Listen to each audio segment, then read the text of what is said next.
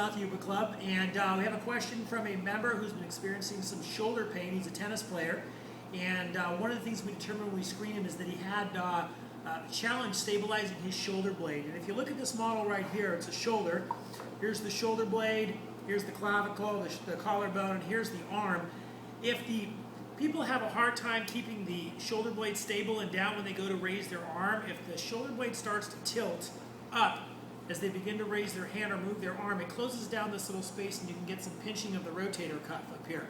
So Bob was experiencing that. One of the things that we did a couple of different things, but one of the things we did to help strengthen and stabilize that shoulder blade is our external dumbbell rotation. It's a exercise that's really worked well for us with a lot of folks.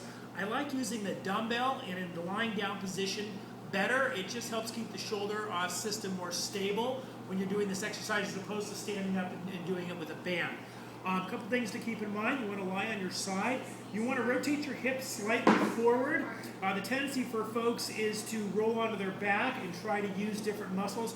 We're trying to really strengthen the muscles that stabilize the shoulder blade. So it looks like this. A couple of key things. Elbow stays planted at the hip. The thumb points up. Otherwise, people tend to just move the wrist instead of the arm. You're going to roll forward slightly, elbow pinned, thumb up. And then from here, you're going to squeeze your shoulder blades together and keep the shoulder blades squeezed. This does not work if you release the shoulder blades. Once you've locked down in this position, shoulder blades are squeezed. You're just going to do a gentle upward movement, moving from the shoulder and shoulder blades. We want to avoid dropping the hand. This releases the shoulder blade. We want to avoid lifting the elbow or rolling over towards our back. All three of those things will diminish the effectiveness of the exercise. The weight is light, anywhere from 1 to 5 pounds. Most people will start with 1 to 3 pounds.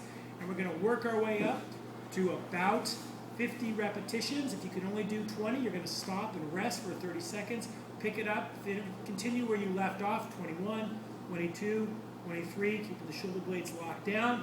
And this is a phenomenal drill for stabilizing that shoulder blade and minimizing rotator cuff and shoulder tight pain. Thanks a lot.